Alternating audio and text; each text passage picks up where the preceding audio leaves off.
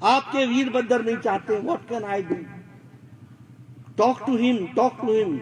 मैंने कहा neither Virbhadra will be there nor you will be there, but hydro engineering college will come, you remember this. मैं खोलना चाहता हूं, but your Virbhadra does not want. आपके वीरभद्र नहीं चाहते, what can I do? Talk to him. मैंने कहा neither Virbhadra will be there nor you will be there, but hydro engineering college will come, you remember this. और बाली साहब टेक्निकल मिनिस्टर बन गए, यहां से उठा करके नगरोटा ले गए, क्लासें वहां शुरू कर दी। मैं सच बोल रहा हूं कि नहीं बोल रहा हूं? देखो, जब हम कमजोर होते हैं तो कोई भी हमारा गिरबान में हाथ डाल देता है। याद रखो, ये मैं बार बार लोगों को बोलता हूं। कई बार मेरे से लोग पूछते हैं मिंजो क्या मिला। मैं सबको बोलता हूं, ये जमीनों की कीमत ऐसी बढ़ रही है क्या? ये 2-2 मिनट में आप जगह पर पहुंच रही है, ऐसी हो रहा है क्या? ये सबके घरों में बाथरूम हो गया और बाथरूम में 24 घंटे पानी आ गया, ये ऐसी हो गया क्या? बावड़ियों की तरफ दौड़ते थे, 2-2 किलोमीटर जाकर के एक घेला पानी लाते थे तो गर्मी गुजरती थी, वो भी हमने देखा। लेकिन हक को बचाने के लिए जब चुनाव का समय आए तो ध्यान रखो कि आपको किस चीज पर ध्यान रखना है। ये बंदला, क्या ये सच्चाई नहीं है कि बंदला में रिश्ता नहीं देते थे लोग, पोखर का पानी पीते थे? आज वहां 60 लाख लीटर प्रतिदिन बंदला में पानी आता है, इस बात को समझ जाए। कोल डैम, कड़ाई डैम इसको बोलते थे, 40 साल से कोल डैम का काम नहीं चला। अटल जी आए तो उन्होंने चलाया और उसके बाद उसका काम शुरू हुआ। मैं अभी आपके सामने बता रहा था कि 2017 तक हमको कोल डैम नहीं, हमको हाइड्रो इंजीनियरिंग कॉलेज नहीं मिला। बाद में मैं मंत्री बना, प्रेम कुमार धूमल जी की, जयराम जी की सरकार आई और ऊपर मोदी जी की सरकार आई, तो फिर से दिल्ली में बैठ के MOU दिया गया और फिर पैसे दिए गए और फिर 1.5-2 सालों के अंदर ये बंगला का ताज बनकर के खड़ा हुआ आज हाइड्रो इंजीनियरिंग।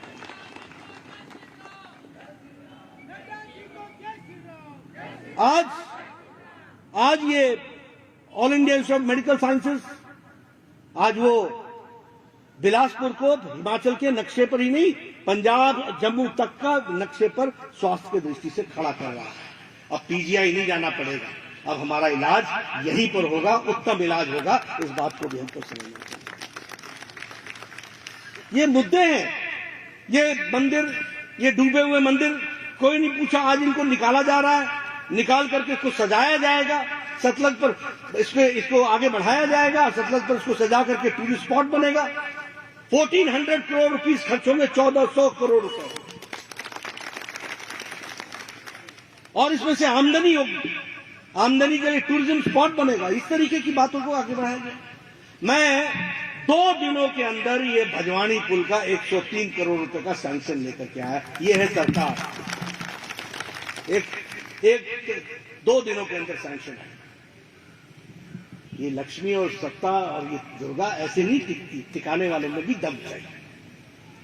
और इसलिए मैं चाहता हूं कि आप 12 तारीख के दम को समझिए। मैं आपके वोट की बात नहीं कर रहा हूं, आपका वोट तो आएगा ही। धूप में बैठ के आप मुझे सुन रहे हैं, आप पार्टी को आगे बढ़ाना ही चाहते हैं, लेकिन गांव में कोई भी व्यक्ति न रह जाए जो कमल पर मोहर न लगाए, इस यज्ञ में अपनी आहुति न दे, इस बात का। इसलिए मैं आपसे निवेदन करना चाहता हूं, गांव के लोगों को समझाइए, सब लोगों को बताइए। और ये हमारी परीक्षा है जिसको हमको समझना पड़ेगा। ये 4 लेन जाकर के उधर खड़े होकर के देखिए, स्विट्जरलैंड की तस्वीर आप फोटो खींच करके लिख दो ब्यूटीफुल स्विट्जरलैंड, कोई नहीं समझेगा कि ये बिलासपुर की तस्वीर है। ऐसी इतनी इस तरीके से दिखने वाली तस्वीर। मैं ये नहीं कहता कि आप ऐसा कीजिए, लेकिन स्विट्जरलैंड जैसा दिखने की परिस्थिति आई। 30 मिनट के अंदर आप गरम मोड़ा हो गए। कभी सोचा था कि इस तरीके से हम चलेंगे? नॉन स्टॉप एकदम फिसलती हुई गाड़ी जा रही है, इस तरीके की सड़कें बनी है। और ये फरवरी में उन्होंने कहा था कि कर देंगे पूरा टनल, हमने कहा जनवरी तक कर दो और इसको हम उद्घाटन प्रधानमंत्री से कराएंगे, इस बात को भी हमने कहा। तो हमारा प्रयास है कि हम किस तरीके से विकास को आगे बढ़ाने का हम प्रयास करें। ये मेडिकल अपना हॉस्पिटल, ट्रॉमा सेंटर यहाँ दिया, mother and child health centre यहाँ पर दिया। आगे विकास के लिए अभी जयराम जी आए थे, लगभग वो 26 करोड़ रुपए के 66 करोड़ रुपए के शिलान्यास और उद्घाटन करके गए। मैं लगभग 150 करोड़ रुपए का 210 करोड़ का के उद्घाटन, ये आंकड़े भी नहीं याद रहते, 210 करोड़ का शिलान्यास और उद्घाटन करके गया हूं। मैं ये सारी बातें आपके सामने इसलिए कह रहा हूं कि हमको समझना पड़ेगा कि सरकार किस लिए होती है और सरकार के लिए किसको समर्थन देना, किसको समर्थन नहीं देना। ये डिफेंस के लिए आप बताइए, ये अटल टनल महत्वपूर्ण था कि नहीं था? 2003 में अटल जी इसका शिलान्यास, 2002 में अटल जी इसका शिलान्यास करके गए। सोनिया गांधी जी की 10 साल यूपीए की सरकार रही, 1300 मीटर बनी, और जब बीजेपी की सरकार मोदी जी के नेतृत्व में आई तो 3 साल के अंदर 10 किलोमीटर का टनल खोद करके और अटल टनल के नाम से वह विकास की एक नई कहानी लिख दी और लाहौल स्पीति लेह लद्दाख सीधा जुड़ गया। मैं चाहूंगा कि आप कभी इसको जाके देखें। इस टनल को डबल है, ऊपर रोड है, टनल है और नीचे से इमरजेंसी एग्जिट भी है। हर तरीके से उसको मोस्ट मॉडर्न टनल बनाया गया है, डिफेंस के पर्पज से बना। इतना फर्क, इतनी सारी चीजें हुई हैं। इसलिए मित्रों, यहां की भी अगर मैं बात करूं विकास की दृष्टि से, जयराम ठाकुर जी ने 5 साल के अंदर 6000 किलोमीटर ग्रामीण सड़क बनाई है। 6000 किलोमीटर कोई छोटी घटना नहीं, बहुत बड़ी घटना। गांव-गांव को सड़क से जोड़ा है। यहां अगर कोई सड़क रह गई होगी तो झगड़े के कारण रही होगी, अदरवाइज कोई भी गांव नहीं रहा जहां सड़क नहीं पहुंची है। उसका प्रयास हुआ है, उसको पूरा किया गया।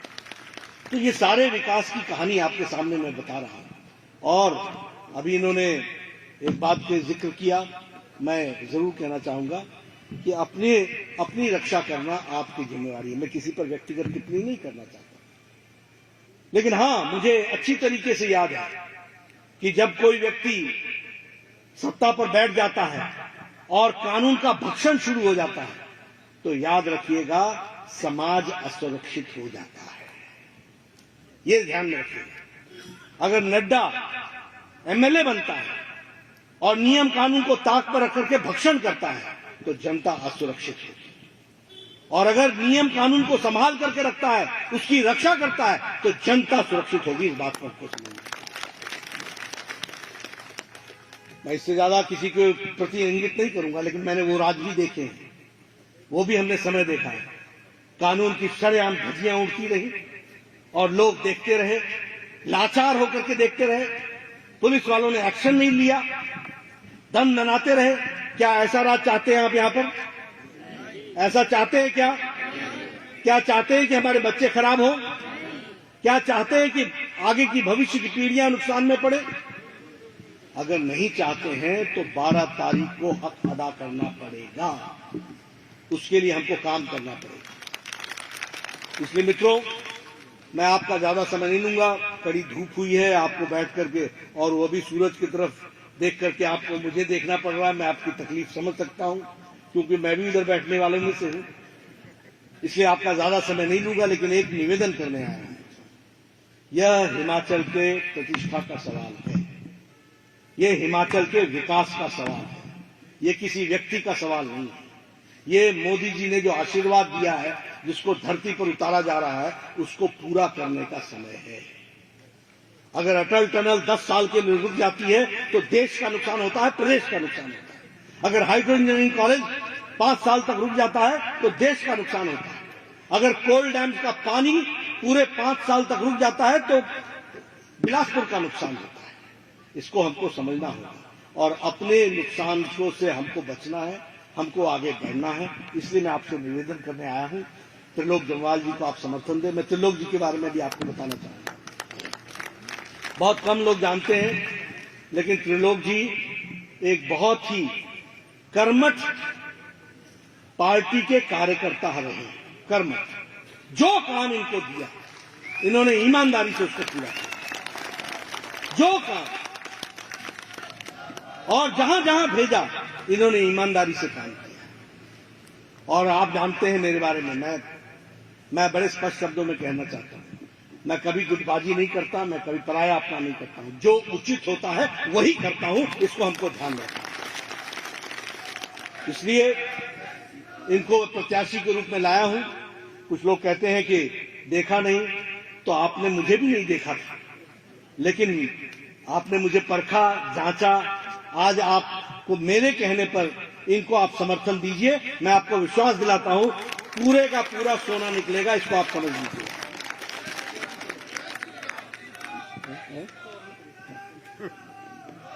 24 कैरेट सोना निकलेगा, ये मैं आपको बताना चाहता हूं।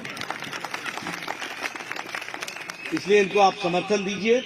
और मैं फिर कहता हूं, व्यक्ति महत्वपूर्ण है, लेकिन व्यक्ति से ज्यादा महत्वपूर्ण पार्टी है, और पार्टी से ज्यादा महत्वपूर्ण देश है।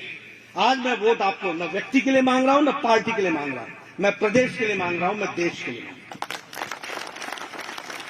हूं। और इसीलिए अब मैं कहना नहीं चाहता, बहुत सी बातें कह सकता हूं। मेरे से पत्रकारों ने पूछा, ये कांग्रेस पार्टी, इनका हाल देखो, भारत जोड़ो में निकले, पार्टी जोड़नी नहीं, भारत जोड़ो में चले। अच्छी बात है। क्यों? राहुल गांधी यही राहुल गांधी है ना। जब जेएनयू में नारे लगे, अफजल हम शर्मिंदा हैं, तेरे कातिल जिंदा हैं। ये अफजल कौन था? पार्लियामेंट में अटैक करने का मास्टरमाइंड था। और कातिल कौन हो गया? सुप्रीम कोर्ट का जज, भारत का राष्ट्रपति उस समय का प्रणब मुखर्जी, ये कातिल हो गए।